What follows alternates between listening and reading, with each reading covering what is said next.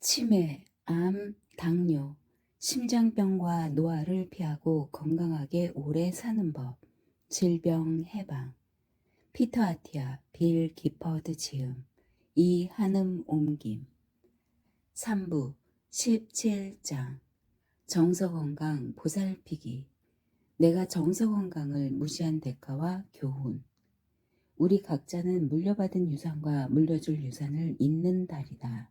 테런스 리얼, 냉혹한 진실, 나는 바닥으로 떨어지고 있었다. 월요일마다 새로운 환자들이 도착한다. 나는 가장 먼저 도착했다. 크리스마스 몇 주 전이었고 나는 샌디에고에서 내슈빌까지 비행기로 간 다음 니코틴으로 찌든 낡은 미니밴 택시를 타고 2시간을 달려서 켄터키주의 볼링그린이라는 전혀 들어본 적 없는 곳으로 향했다. 추운 아침이었고 운전사는 택시를 몰면서 계속 휴대전화를 들여다보곤 했다. 기이하게도 나는 걱정하지 않았다. 나는 택시가 어딘가를 들이받기를 바랐다. 그러면 적어도 앞으로 접할 일을 하지 않게 될 테니까. 아침 늦게 나는 회복의 달이라는 시설의 공용구역에 앉아 있었다. 숲속 깊숙이 동떨어진 시설이었다. 실내에는 곰팡내가 풍겼다.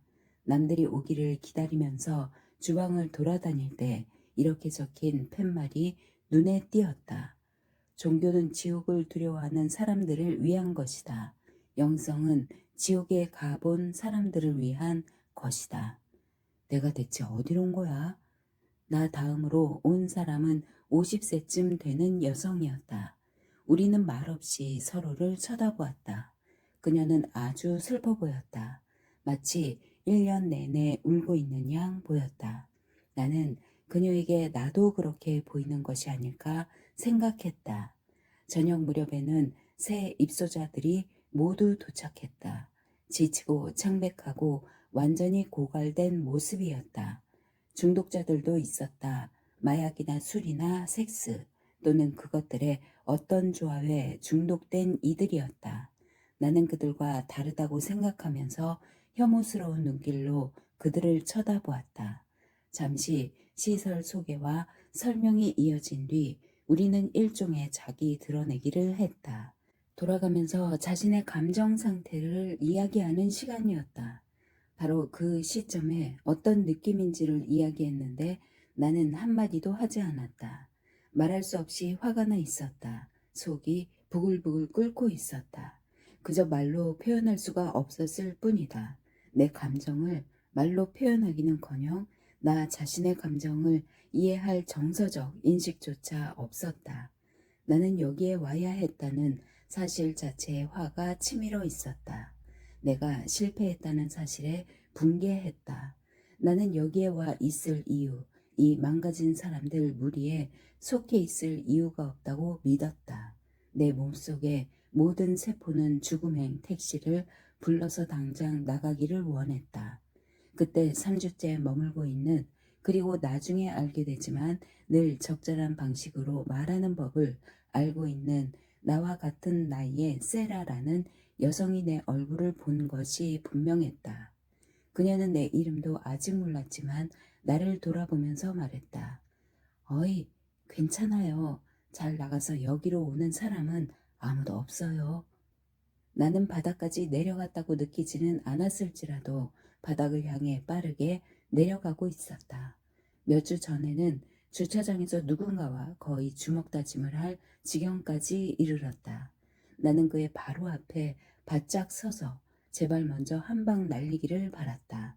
몇 가지 욕설과 함께 상세히 수술 과정을 들먹거리면서 그의 후드를 찢어 밝힐 수 있게 말이다.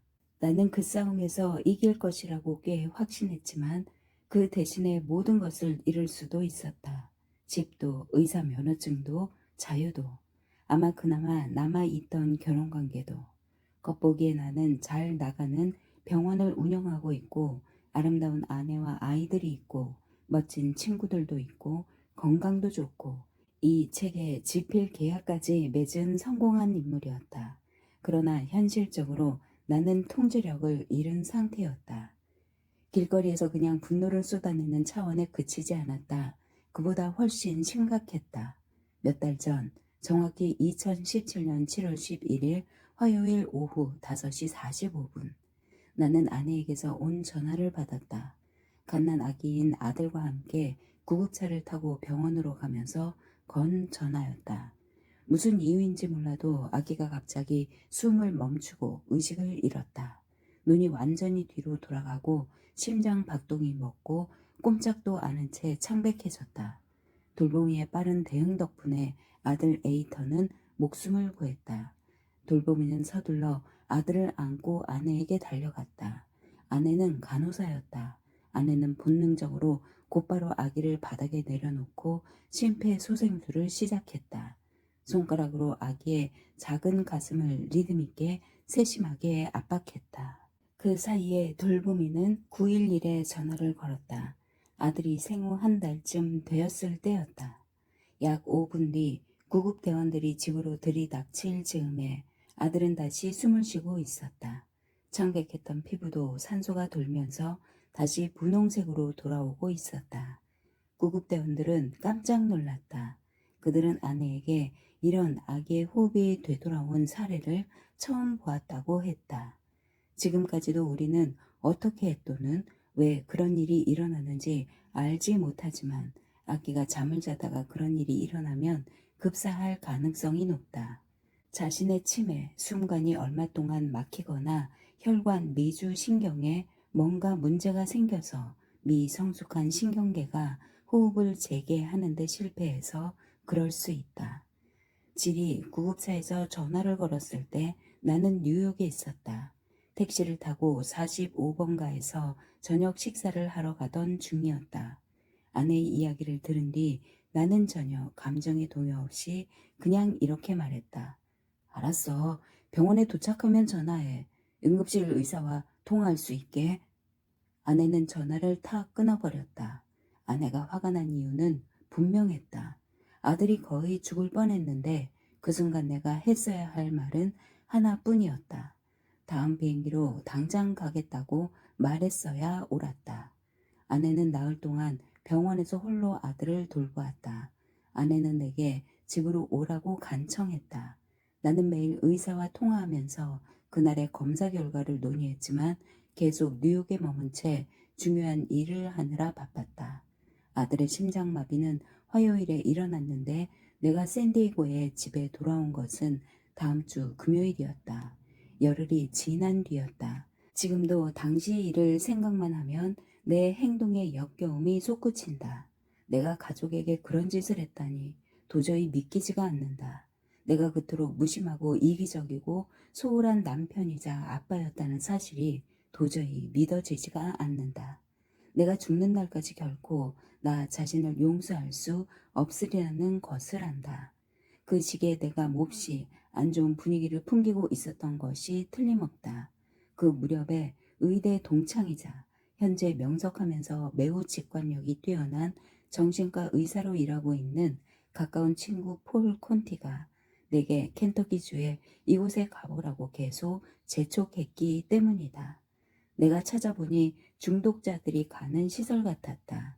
그래서 말했다. 뭔 소리야? 난 중독자가 아니야. 그는 그 뒤로 몇 달 동안 조곤조곤 내게 설명했다. 중독은 마약이나 술만이 아니라 여러 형태를 취할 수 있다고. 개인의 과거에 일어났던 어떤 마음의 상처, 트라우마, 정신적 외상이 자라난 것일 때가 많다고도 말했다. 폴은 정신적 외상의 전문가로서 내가 드러내는 모든 행동 징후들을 지켜보았다. 분노, 애착 상실, 강박, 불안으로 촉발된 성취욕 등. 무엇 때문에 그렇게 된 것인지는 모르겠지만 내 말이 맞는다고 그냥 믿어야 해. 그의 말은 가차없었다. 결국 나는 켄터키로 가기로 했지만 여전히 빠져나갈 명분을 찾고 있었다. 11월 초에 회복의 다리의 한 여성에게 연락이 와서 전화로 면접을 보았다. 길고도 지루하게 대화가 이어졌고 그녀가 이렇게 물었을 때 결국 내 인내심은 폭발했다. 과거에 어떤 학대를 받은 적이 있나요? 나는 벌컥 화가 나서 꺼져! 라고 소리치면서 전화를 끊었다. 전화를 끊은 뒤 나는 입소 계획을 철회하기로 했다. 그럼 멍청한 질문을 하다니 뭔가 문제가 있는 사람들 아냐? 그 해 추수감사절 주말을 생각하면 지금도 우울하다. 친구들이나 친척들을 집으로 초대하거나 우리가 찾아가서 만찬을 즐기지 않은 채 보낸 우리의 유일한 추수감사절이었다. 우리 식구는 그냥 집에 있었다. 일요일 밤에 아내는 내게 켄터키에 가라고 다시 부탁했다. 나는 그렇게 오래 자리를 비울 수 없다고 대꾸했다. 환자들에게 내가 필요하고 육아에도 내 도움이 필요할 것이라고 말했다. 헛소리였다. 그리고 우리 둘 다 그 사실을 알고 있었다. 아내는 무뚝뚝하게 대답했다. 당신은 내게 전혀 도움이 안 돼. 사실 나에게도 그리고 아이들에게도 아주 심하게 상처를 주고 있어. 그 냉혹한 진실을 접한 나는 가야 한다는 것을 깨달았다. 자신이 불행하다면 과연 더 오래 살고 싶을까? 지금쯤 확실히 알아차렸겠지만 이번 장은 다른 장들과 다르다. 내가 의사로서가 아니라 환자로서 이야기하고 있기 때문이다. 그리고 나는 살아있는 것이 행운이라고 여기는 환자다. 지금까지 나는 거의 오로지 건강 수명과 장수의 신체적 측면에만 초점을 맞추었지만 여기서는 정서적이고 정신적인 측면을 살펴볼 것이다. 어느 면에서는 이 측면이 지금까지 살펴본 다른 모든 것들보다 더 중요하다. 그 여행은 나 자신의 삶뿐 아니라 가족의 삶도 바꾸었고 장수를 보는 내 관점도 바꾸었다. 이 과정은 현재 진행형이다. 내게 매일 노력할 것을 요구한다. 내가 운동에 들이는 것과 거의 비슷한 시간과 노력. 지금쯤이면 알아차렸겠지만 나는 아주 많이 투자한다. 요구한다. 나는 나중에야 깨달았지만 마땅히 그래야 한다. 정서 건강과 신체 건강은 긴밀하게 얽혀 있으며 주류 의학인 의학 2.0은 이제야 겨우 그 관계를 파악하기 시작했다. 가장 명백히 드러나는 수준에서 보자면 그 주차장에서 내가 직면한 것은 분노 일화는 심장발작 사건을 쉽게 촉발할 수 있었다. 유전적으로 내가 심장병에 걸리기 쉽다는 점을 생각하면 더욱 그렇다. 나는 그날 오후에 쓰러져서 죽을 수도 있었다. 정신건강이 수명에 미치는 또 한 가지 매우 직접적인 방식은 자살을 통해서다. 자살은 10대부터 80대까지 모든 연령 집단에서 상위 10대 사망 원인에 든다. 자살을 생각할 때면 나는 켄 볼드윈을 떠올리곤 한다. 그는 1985년 28세 때 골든 게이트 다리 금문교에서 뛰어내렸다. 그 다리에서 뛰어내린 사람들의 99%와 달리 그는 살아남았다. 그는 나중에 작가인 테드 프렌드에게 떨어질 때 이런 생각이 들었다고 말했다. 내가 바로잡을 수 없다고 생각했던 인생의 모든 것들이 모두 바로잡을 수 있다는 것을 그 즉시 깨달았어요. 방금 뛰어내린 행동만 빼고요. 모든 자살이 다리에서 뛰어내리는 방식은 아니다. 서서히 비참한 상황에 빠져들면서 다양한 우회 경로를 통해 때이른 죽음을 맞이하는 이들이 더 많다. 스트레스와 분노가 건강을 갉아먹도록 방치하거나 스스로 술과 마약을 처방하는 중독에 빠지거나 정신건강 전문가들이 준자살 행위라고 부르는 목숨을 위협하는 무모한 행동을 함으로써다. 술이나 마약 남용과 관련된 사망자 수가 지난 20년 사이에 급증한 것은 놀랄 일이 아니다. 특히 30, 65세의 사람들이 많이 늘어났다. 미국 질병통제센터는 2020년 4월에서 2021년 4월 사이에 마약 남용으로 사망한 미국인이 20만 명을 넘었다고 추정한다. 당뇨병 사망자 수와 비슷하다. 이런 우발적인 과잉 투여는 모든 사고사의 약 40%를 차지한다. 여기서 사고사란 교통사고와 추락사고도 포함하는 범주다. 이런 과잉 투여 중에는 진정으로 우연한 사고로 일어난 사례도 분명히 있었지만 나는 어느 정도는 결국 희생자의 정신건강 문제에서 비롯된 사례들이 대부분이라고 본다. 즉 느린 자살, 절망사였다. 앞서 이야기한 느린 죽음의 괴로운 하지만 흔히 잘 드러나지 않는 형태다. 지난 약 20년 동안 우리 사회에서 중독성 아편 유사제가 범람하면서 이 범죄에 속한 사망자가 너무나 늘어나는 바람에 미국 인구 집단의 일부 부문에서 기대 수명을 실제로 줄이는데 기여해 왔다. 100여 년 남짓한 기간에 처음으로 벌어진 일이었다.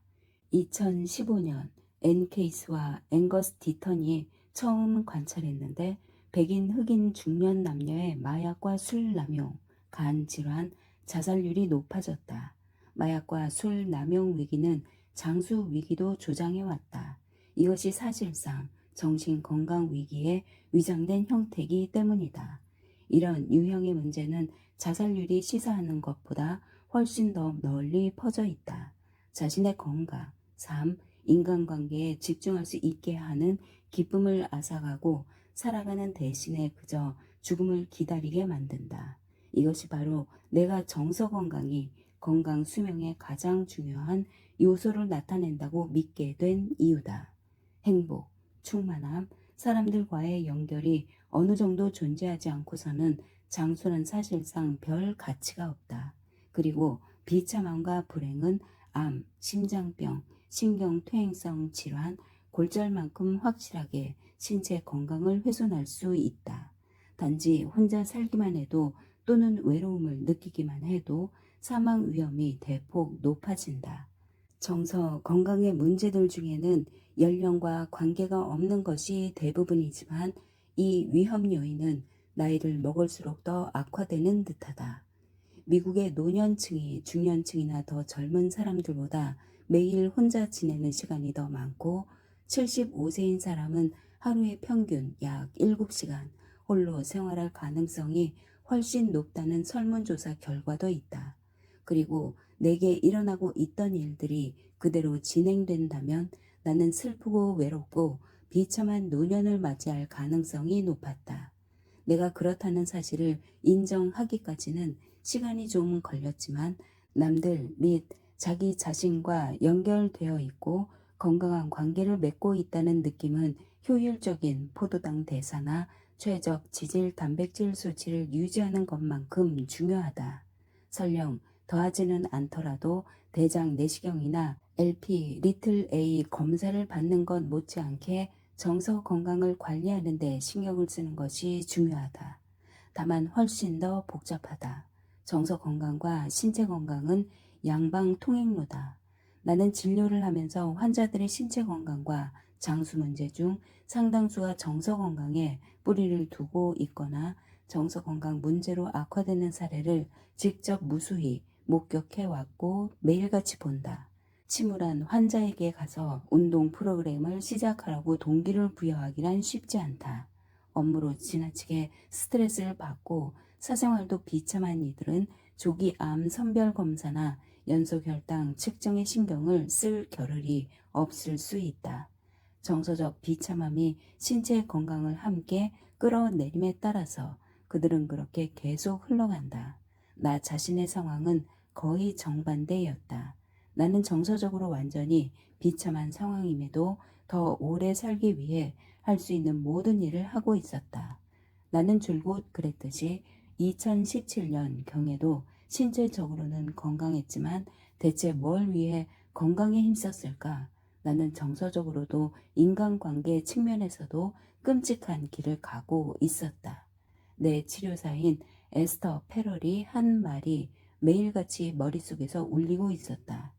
자신이 불행하다면 과연 더 오래 살고 싶을까요? 내가 일부 환자들과 지닌 공통점 중 하나는 너무나 복잡하고 압도적인 양 보이는 문제들을 그냥 회피하는 편이 더 쉽다고 여겼다는 사실이다. 나는 어디에서 시작해야 할지조차 알지 못했다. 도움이 필요하다는 사실이 내 주위의 모든 사람들에게 훤히 보이게 된 지 오랜 시간이 지난 뒤에까지도 깨닫지 못했다. 나는 거의 막판까지 가서 진실을 직면할 수 있었고 회복의 다리로 향했다. 켄터키의 숲속에 자리한 외지고 힘들고 궁극적으로 놀라움을 안겨준 곳으로. 그리고 해야만 했던 일을 시작했다. 정서적으로 더 제대로 기능하는데 필요한 도구들을 습득하기 시작했다. 누군가가 울 때 휴지를 건네지 마라.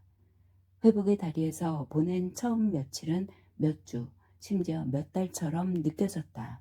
시간이 그저 아주 느릿느릿 흐를 뿐이었다. 휴대전화도 없었고 심지어 운영진은 내 책도 다 가져갔다. 자신의 비참함을 고스란히 느끼면서 앉아 있도록 하는 계획의 일환이었다. 말 그대로 달리 할 일이 전혀 없었다. 나는 아침에 커피 한 잔을 마시는 것부터 시작해서 내면 아이 일깨우기와 말과 교감하는 치료에 이르기까지 하루 일과를 그냥 좀비처럼 따라했다. 내 유일한 위안거리는 오전 4시 반에 하는 운동이었다. 내가 여전히 탐닉하도록 허용된 유일한 중독을 의미하기도 했다. 그 외에는 위안거리도 없었고 홀로 지낼 시간도 없었다. 나는 오기 전에 직원을 시켜서 개인실을 마련해 달라고 요청했다. 그런데 전화를 받은 사람은 낄낄거리다시피 하면서 대답했다. 여기는 그런 거 없다고 VIP께 말씀드리세요. 혼자 쓰는 방은 없어요. 내 룸메이트는 꽤 괜찮은 남자처럼 보였고 꽤 멋진 문신도 몇 개 있었지만 나는 그리고 다른 이들을 오로지 눈에 보이는 차이점들만으로 성급하게 판단했다. 그는 대학에 다니지 않았다. 그는 기계 공장에서 일했다. 그는 스트리퍼와 코카인을 좋아했다.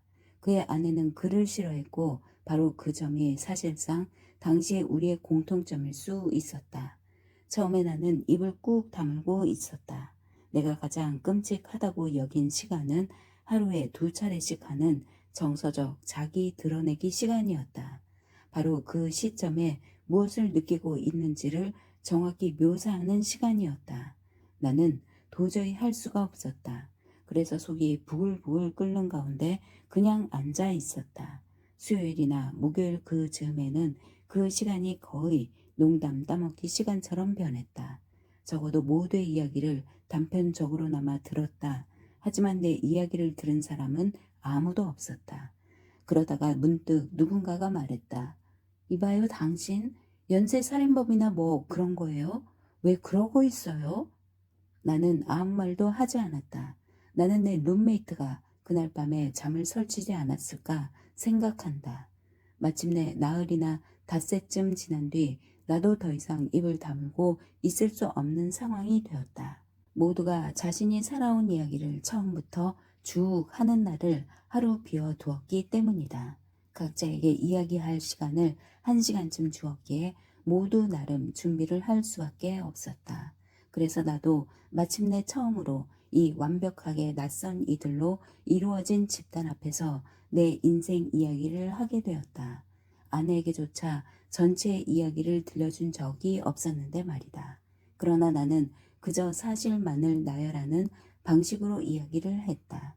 5살 때 이런 일이 있었고 7살 때 이런 일을 겪었고 하는 시기였다. 성적인 일도 겪었고 신체적인 일도 겪었다. 그러나 모두 다 나쁜 쪽은 아니었으며 적어도 식구에게 당한 일은 없었다고 나는 설명했다.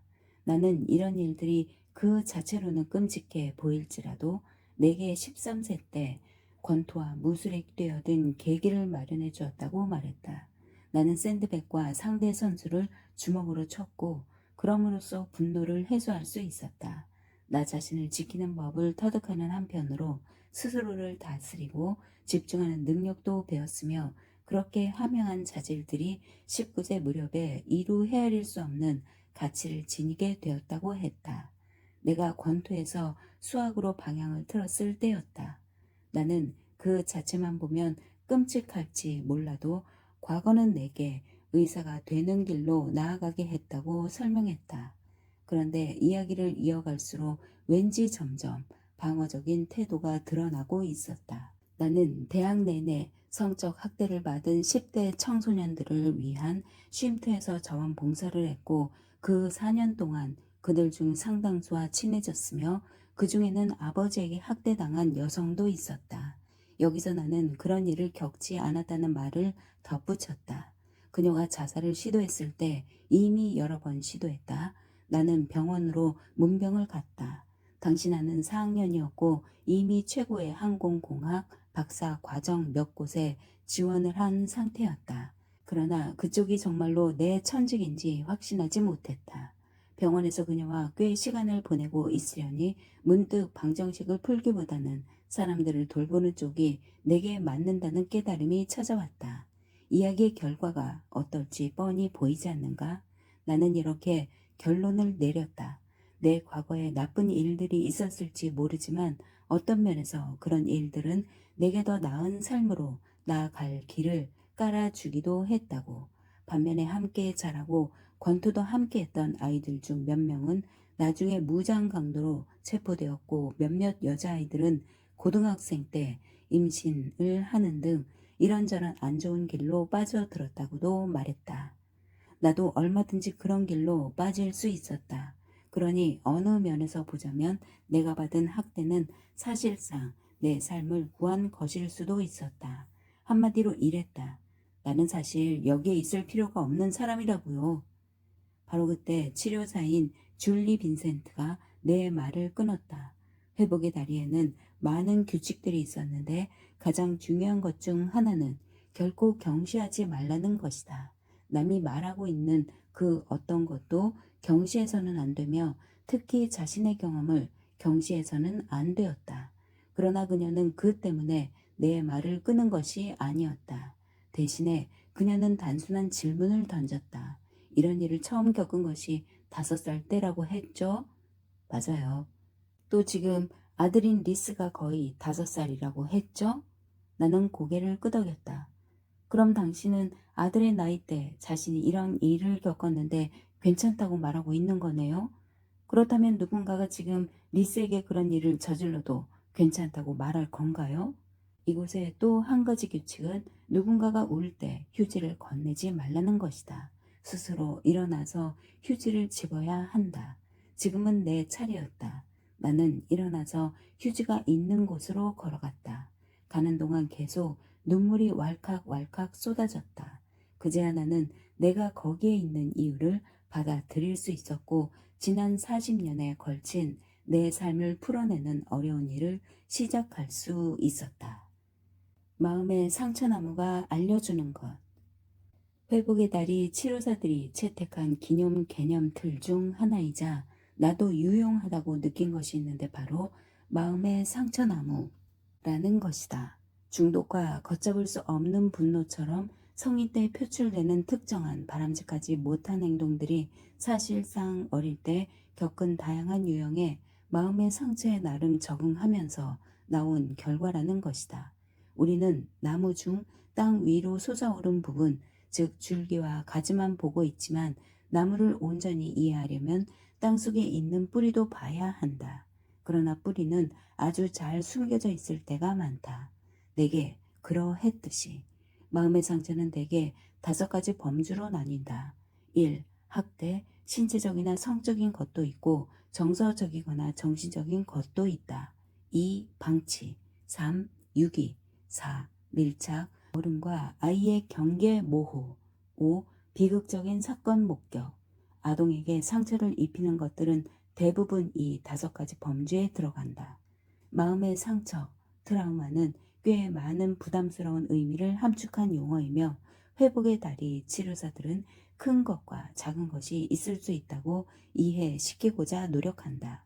성폭행을 당한다는 것은 큰 쪽일 것이고 알코올 중독자 부모를 둔 아이는 작은 마음의 상처를 입을 수 있다. 그러나 작은 것도 충분히 오랜 시간 아주 많이 쌓이면 큰 끔찍한 사건 못지않게 개인의 삶의 변화를 일으킬 수 있다. 양쪽 다 엄청난 피해를 입힐 수 있지만 작은 쪽이 대처하기가 더 어렵다. 내 생각에는 그런 상처는 의례 무시하는 경향 때문에 더 그런 듯하다. 나와 함께 일한 치료사인 제프 잉글리시는 유용한 포괄적인 정의를 제시했다. 큰 것이든 작은 것이든 간에 마음의 상처는 무력감을 자각하는 순간을 겪는다는 것이다. 그는 그 상황이 생사가 달린 것일 수도 있고 아닐 수도 있지만 뇌가 아직 덜 발달한 아동에게는 생사를 가르는 상황이라고 비칠 수도 있어요 라고 설명했다. 이는 유년기의 특정한 시기에 내가 느낀 감정을 완벽하게 묘사했다. 무력감은 내 고통, 그리고 훗날의 내 분노의 크나큰 원천이었다. 그런 한편으로 나는 마음의 상처와 역경의 구분도 중요하다는 말을 하고 싶다. 둘은 같은 것이 아니다. 나는 아이가 역경을 겪지 않으면서 성장하는 것이 이상적이라고 주장하는 것이 아니다. 웬일인지 그것이 현대에는 육아의 주된 목표인 양 보이곤 하지만 말이다. 스트레스 요인들 중에는 유익할 수 있는 것도 많다. 마음의 상처와 역경을 나누는 뚜렷한 선 같은 것은 전혀 없다. 내가 겪은 일들은 그 자체로는 끔찍해 보이지만 어떤 면에서는 나를 더 강하게 만들었다. 줄리의 질문은 꽤 좋은 리트머스 시험지다. 나는 자식에게 그런 일을 겪게 하고 싶을까? 딸이 크로스컨트리 경주에서 마지막으로 들어와서 메달을 따지 못한다면, 예를 들어, 그래도 괜찮을 것이다. 딸은 그 당시에는 속상할 것이 틀림없지만 더 열심히 훈련을 해서 언젠가는 3위 이내로 들어오는 기쁨을 맛볼 동기를 부여할 수도 있다. 그러나 내가 가장 키가 작은 아이에게도 밀렸다고 다른 선수들 앞에서 딸에게 소리를 질러 댄다면 괜찮지 않을 것이다. 또 좌절이 종합적으로 따지면 긍정적일 수 있다는 원칙을 탁월하게 보여준 2019년 연구도 있다. 연구진은 미국 국립보건원에 연구비 신청을 한 신진 과학자들을 조사해서 두 집단으로 나누었다. 한쪽 집단은 평가 점수가 연구비를 받을 수 있는 기준을 간신히 충족시켰고, 다른 집단은 그 기준에 조금 못 미쳤다. 즉 후자는 연구비를 받지 못했다는 뜻이다. 이 아깝게 탈락한 이들은 그 직후에 과학계를 떠날 가능성이 더 높았지만 그래도 버틴 이들은 첫 시도에서 연구비를 딴 이들보다 나중에 더 좋은 성과를 냈다. 초기의 좌절은 연구 경력에 지장을 주기보다는 정반대 효과를 낳았을 수 있다. 유년기 마음의 상처에서 가장 중요한 점은 사건 자체가 아니라 아이가 그것에 적응하는 방식이다. 아동은 놀라운 회복력을 지니며 상처 입은 아이는 적응력 강한 아이가 될 수 있다. 문제는 이런 적응력 강한 아이가 자라서 기능장애를 지닌 부적응자가 될 때 생긴다. 이런 기능장애는 마음의 상처나무의 가지 4개로 나타낼 수 있다. 1. 중독, 마약과 술과 도박 같은 악덕만이 아니라 일이나 운동이나 완벽주의 같은 사회적으로 용납되는 것들도 포함. 2. 상호의존, 누군가에게 심리적으로 지나치게 의지하는 것. 3. 습관성 생존 전략, 열내고 화내는 성향. 4. 애착장애, 남과 연결을 맺고 의미 있는 관계를 형성하기가 어려움. 이 가지들은 꽤 명백하고 알아차리기 쉬울 때가 많다. 그러나 뿌리까지 파헤쳐서 그 얽힌 가지들을 풀어내는 일은 쉽지 않다. 게다가 개인마다 상황이 매우 다르다. 마음의 상처에 저마다 독특한 방식으로 반응하고 적응한다. 또 마음의 상처나 그 적응 양상을 그냥 없앨 수 있는 알약 같은 것은 없다. 없애는 일은 아주 힘들다. 그리고 내가 깨달았듯이 아주 긴 시간이 걸릴 수도 있다. 정신 건강과 정서 건강은 다르다. 이 분야에서도 의학 2.0은 의뢰 부족함을 드러내곤 한다. 대다수의 치료사는 정신건강 분야의 경전이나 다름없는 정신장애 진단 통계 별람 5판 DSM-5를 토대로 진단을 내린다. 상상할 수 있는 모든 심리 증상을 모아놓은 991쪽에 달하는 책이다. 이 책은 모든 정신장애를 체계화하고 질병 코드를 부여하고자 하는 야심찬 시도다. 과학적으로 분류하고 사실상 보험 적용이 가능하게 하려는 시도다. 그러나 폴 콘티가 관찰했듯이 현실적으로 우리의 인생 이야기와 조건은 사실 저마다 다른 자기에게만의 것이다. 깔끔하게 정리된 진단 범주에 모두가 딱 들어맞는 것은 결코 아니다. 모두 저마다 다르다. 각자의 인생 이야기는 저마다 다르다. 어느 누구도 어느 하나의 코드에 딱 들어맞는 것이 아니다. 그래서 그는 그런 엄밀한 코드화가 사람을 실제로 이해하는 것을 가로막는 장애물이라고 믿는다. 따라서 이 주제에 관해 모든 사람에게 일반적인 조언을 하는 것도 쉽지 않다. 모든 개인은 나름의 정서적 조성과 인생사와 해결할 문제들을 안고 있을 테니까. 그러나 우리 모두에게 공통된 문제 중 하나는 의학 2.0이 다른 모든 질병을 치료하는 것과 거의 동일한 방식으로 정신과 정서 건강을 치료하고자 한다는 식이다. 진단하고 처방하고 당연히 치료비를 받는 식으로다. 항우울제를 비롯한 정신 활성 약물들은 나를 비롯한 많은 환자들에게 완전한 해결책을 찾는 과정이 단순할 리가 거의 없다는 점을 깨닫게 도움을 주어왔다. 예를 들어 의학 2.0이 감염이나 급성 질환 같은 문제들에 대처하고 해결하고자 할 때 주로 쓰는 질병 기반 모델은 이런 식이다. 증상들을 치료한 다음 환자를 집으로 돌려보내는 것이다. 내 사례처럼 상황이 더 심각하다면 환자를 2주 동안 회복의 다리 같은 곳에 보낸 다음 집으로 돌려보낸다. 만세, 문제 해결. 이 접근법이 심리 분야 쪽으로는 그다지 성과를 내지 못하는 한 가지 이유는 정신건강과 정서건강이 같은 것이 아니기 때문이다. 정신건강은 임상적 우울증과 조현병 같은 질병 상태들을 포함한다. 복잡하면서 치료하기도 어렵지만 알아볼 수 있는 증상들을 드러내는 사례들이다. 반면에 여기에서 우리는 정서건강 쪽에 더 초점을 맞추고 있다. 정서건강은 정신건강도 포함하지만 훨씬 더 폭이 넓다. 그리고 범주로 분류하고 질병 코드를 부여하기가 더 어렵다. 정서건강은 감정을 조절하고 인간관계를 관리하는 일과 더 관련이 깊다. 나는 정신질환은 지니고 있지 않았지만 행복하고 잘 적응한 삶을 살아가는 능력에 지장이 생길 만치 정서 건강에 심각한 문제가 있었다. 그 결과 내 삶 자체가 위험에 처할 수 있었다. 의학 2.0은 이런 상황에 잘 대처하지 못한다. 우리 정서 건강을 돌보려면 의학 2.0에서 의학 3.0으로 넘어가는 것과 비슷한 패러다임 전환이 필요하다. 심혈관 질환을 예방하기 위해 우리가 쓰는 접근법과 마찬가지로 장기 예방 접근법이 필요하다.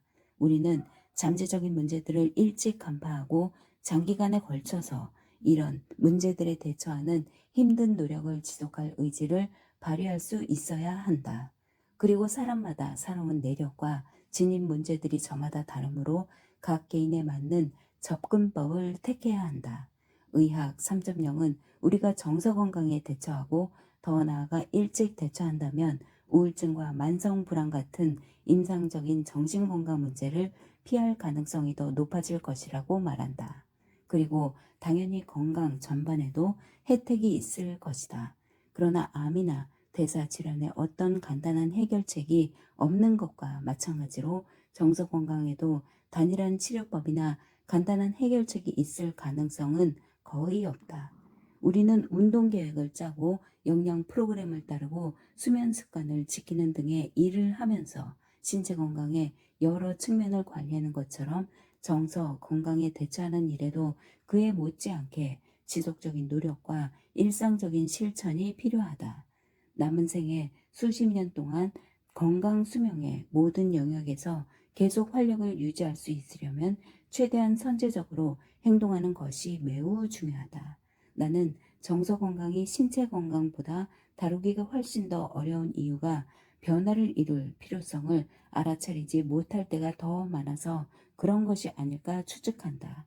과체중이면서 몸이 불어난 이들 중에서 변화가 필요함을 깨닫지 못하는 사람은 거의 없다. 물론 실제로 변화를 이루겠다고 나서는 것은 전혀 다른 이야기지만 반면에 절실하게 도움이 필요한 정서, 건강 상태에 있음에도 그런 상태임을 드러내는 징후와 증상을 알아차리지 못하는 이들이 무수히 많다. 내가 바로 대표적인 사례였다. 마음의 상처는 자녀에게 대물림 된다. 2주 뒤 나는 회복의 다리를 떠났다. 치료사들은 내 퇴소가 너무 빠르다고 생각했다. 그들은 한 달은 더 지냈으면 하고 바랐지만 나는 비교적 짧은 그 기간에 엄청난 발전을 이루었다고 느꼈다. 내 과거를 받아들인 것이 내게는 엄청난 진전처럼 느껴졌다. 나는 희망에 부풀었고 그들은 결국 떠나도 좋다고 동의했다. 그래서 나는 크리스마스 전날 집으로 돌아왔다. 아마 실수였을 것이다. 여기서 이야기가 끝났다고. 즉, 이기심과 분노에 사로잡힌 옛 피터에게 안녕을 구하고 새로운 피터가 대신 들어서서 그 뒤로 모두가 행복하게 잘 살고 있다고 말할 수 있다면 좋으련만. 안타깝게도 현실은 그렇지 않았다. 지금까지 한 이야기는 기껏해야 서막이 끝난 것에 불과했다. 집에 오자 할 일이 아주 많았다. 회복의 다리에서 얻은 깨달음을 발전시키고 아내 및 아이들과의 관계를 치유하려는 노력도 시작했다. 두 뛰어난 치료사인 에스터 페럴, 내 전담 치료사와 로리 티그노, 우리 부부 상담 치료사의 도움을 받아서 몇 주 몇 달이 지나는 동안 나는 조금씩 개선을 이루었다. 로리와 에스터는 내게 남성 치료사가 필요하다고 느꼈다. 건강한 남성 정서의 본보기가 될 수 있는 사람이 말이다.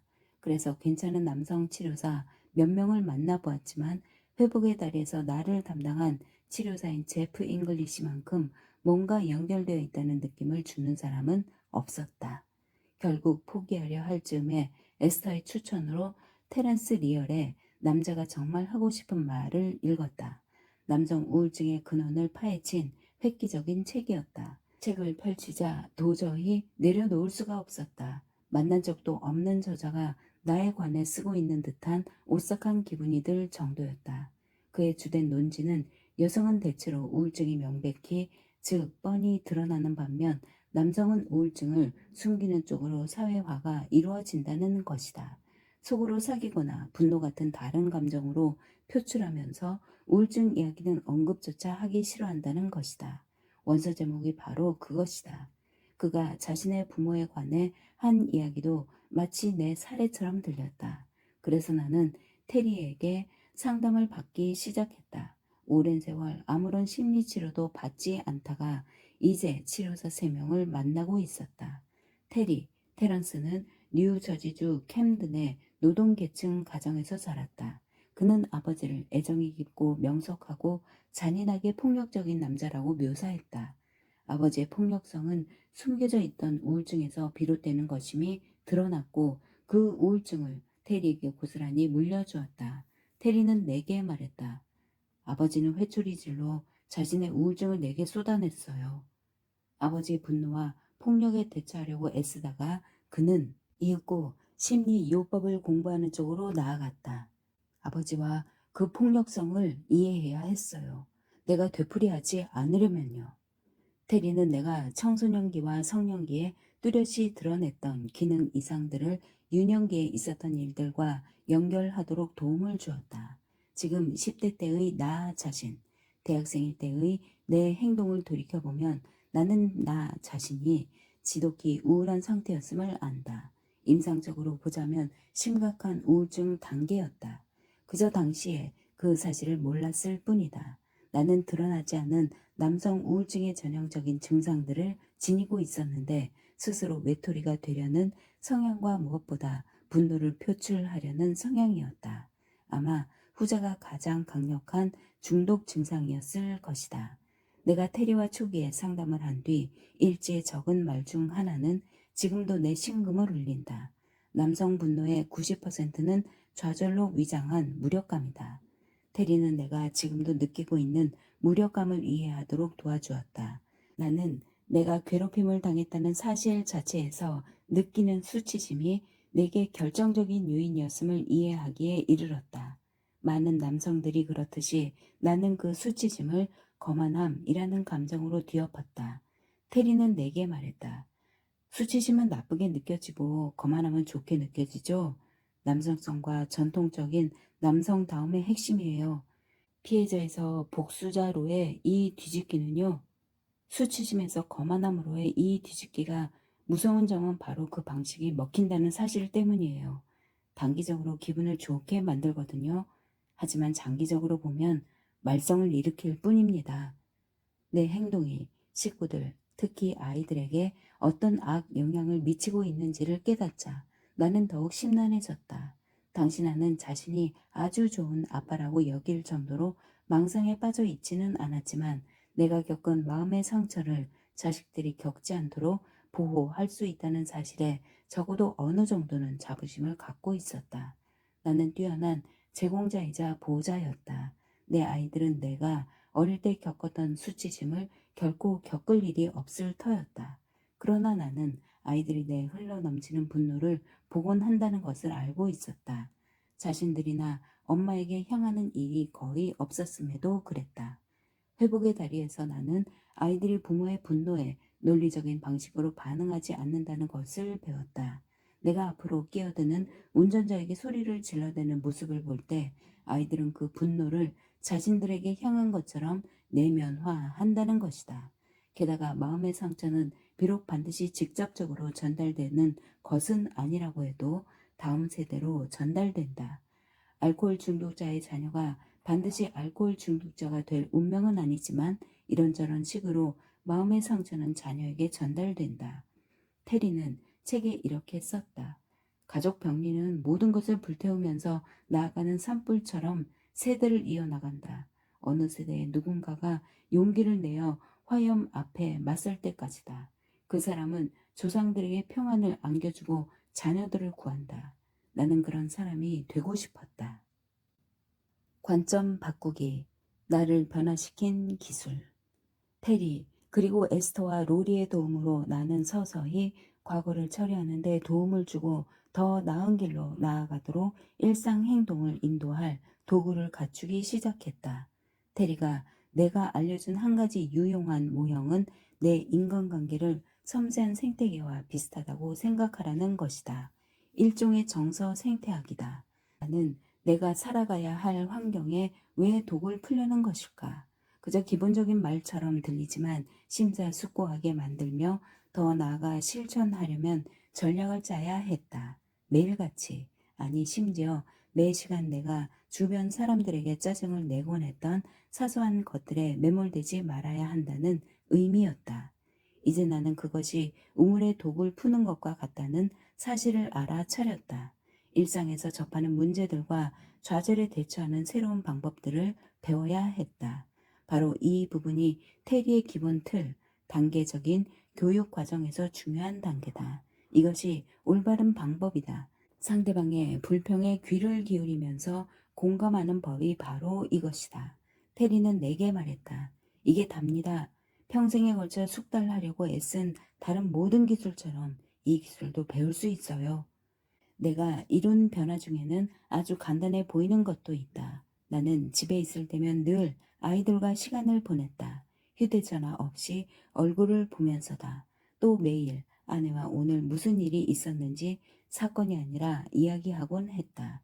나는 휴대전화 사용 시간과 업무 시간을 엄격하게 지켰다.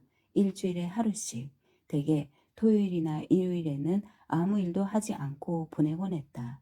수십 년 동안 뿌리 박힌 내 습성에 반하는 행동이었다. 더욱 놀라운 점은 아내와 내가 여러 해 만에 처음으로 아이들 없이 휴가를 갔다는 것이다. 그러기 위해 내가 배운 좀 복잡한 기술 중 하나는 관점 바꾸기라는 것이다. 관점 바꾸기는 기본적으로 해당 상황을 다른 사람의 관점에서 바라보는 능력이다. 데이비드 포터스 윌리스가 2005년 캐니언 대학교 졸업식 때 지금은 유명해진 축사인 이것은 물이다에서 설명했듯이 이 관점 바꾸기는 대다수 사람에게는 정말로 어려운 일이다. 나 자신이 직접 경험한 모든 일은 내가 우주의 절대 중심이라는 깊은 믿음을 뒷받침합니다. 내가 가장 진실하고 가장 두드러지면서 가장 중요한 인물이라는 믿음이죠. 우리는 자신이 기본적으로 이런 자기중심적인 성향을 타고난다는 사실을 거의 생각조차 안 합니다. 사회적으로 볼 때 도저히 받아들여질 수 없는 것이니까요. 그러나 우리 모두는 이 점에서 거의 누구나 똑같습니다. 태어날 때 우리의 기판에 새겨진 기본 설정값이기 때문이죠. 이렇게 생각해보라. 자신이 한 모든 경험 중에서 자신이 절대 중심이 아니라고 말하는 것은 전혀 없다.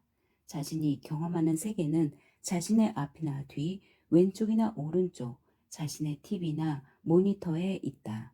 그런 식으로 쭉 이어진다. 남들의 생각과 감정은 어떤 식으로든 자신에게 전달되어야 하는 반면 자신의 생각과 감정은 너무나 직접적이고 긴급하고 현실적이다. 나는 공감할 수 있었다. 내가 기억하는 가장 어린 시절부터 그것은 분명히 내 기본 설정 값이었다. 나 자신의 마음의 상처의 역사와 스스로를 지키기 위해 그런 상처에 적응하고자 했는데 실제로는 내게 명백히 도움이 안 된 것들을 낱낱이 파헤치려고 노력한다는 것은 혹할 만한 일이다. 말은 쉽지만 실천하기는 어렵다. 관점 바꾸기는 자신이 접한 상황에서 한 걸음 물러나서 이렇게 자신에게 묻는 과정을 수반한다. 이 상황이 다른 사람의 눈에는 어떻게 비칠까? 그들은 어떻게 볼까? 그리고 나 자신의 시간, 편의, 목표가 그들의 것보다 왜 더 중요할까? 이 방법은 거의 모든 일상적인 상황에서 유용하다. 예를 들어 아내가 집에 와서 장본 것을 정리하는 일을 돕지 않는다고 잔소리를 한다면 나는 의뢰 이렇게 생각할 것이다. 나 정말로 힘들게 일하고 왔어. 늘 도울 수는 없다고. 게다가 내가 정말로 열심히 일하고 왔는데 식료품 정리 정도야 당신이 할 수도 있지 않냐는 오만함이 은연중에 마음에 불쑥 스며들 것이다. 하지만 그럴 때 스스로에게 이렇게 묻는다. 아내의 오늘은 어땠을까? 아내는 학교에서 아이들을 차에 태우고 오다가 슈퍼마켓에 들렀고 그곳에서 아마 신나게 돌아다니는 개구쟁이들을 통제할 수 없어 야생 동물처럼 싸우면서 모두에게 쥐고 최악의 엄마처럼 비쳤을 것이고 포장육에서는 찾을 수 없는 완벽하게 잘 썬 맛있는 고기를 내게 요리해 주기 위해 정육 판매대 앞에 줄을 섰을 것이고 아이들이 서로에게 레고 블록을 던지면서 난리를 치는 가운데 신호등마다 걸리는 바람에 짜증을 내면서 집까지 차를 몰고 왔을 것이다. 그렇게 아내의 입장에서 상황을 바라보자 내 교만함은 즉시 사라지고 내가 정말로 이기적인 사람임을 깨닫는다. 그리고 다음번에는 더 잘 해야겠다는 생각이 든다. 이것이 바로 관점 바꾸기의 힘이다. 당면한 상황에서 한 발짝 떨어져서 반사적으로 생기는 반응을 누그러뜨리고 실제로 어떤 일이 벌어지는지 보려고 노력해야 한다는 것을 깨닫는다. 이런 노력을 하는 와중에 나는 멀리 출장을 가다가 들른 공항에서 데이비드 브룩스의 인간의 품격을 구입했다. 비행기 안에서 브룩스가 이력서 덕목과 추도사 덕목이라는 중요한 구분을 한 대목을 읽었다. 전자는 이력서에 나열하는 학위와 상장과 직업 같은 성취들을 뜻하고 후자는 우리가 세상을 떠났을 때 친구와 가족이 떠올리는 것들을 의미한다. 나는 울컥했다. 평생에 걸쳐서 나는 주로 이력서 덕목만을 쌓아왔다. 잔뜩 모았다. 그러나 최근에 암으로 세상을 떠난 동년배 여성의 장례식에도 참석했는데 친지들이 정말로 애정어린 태도로 감명 깊게 그녀를 추도하는 모습을 보면서 깊은 인상을 받았다. 그들은 그녀가 직업과 학업 적으로 이룬 인상적인 성취는 거의 언급도 하지 않았다. 그들에게는 그녀가 어떤 사람이었고 남들, 특히 자녀들을 위해 어떤 일을 했는지가 중요했다. 내가 관에 들어갔을 때 그런 식으로 이야기해 줄 사람이 과연 있을까? 나는 의구심이 들었다. 그래서 바꿔야겠다고 결심했다.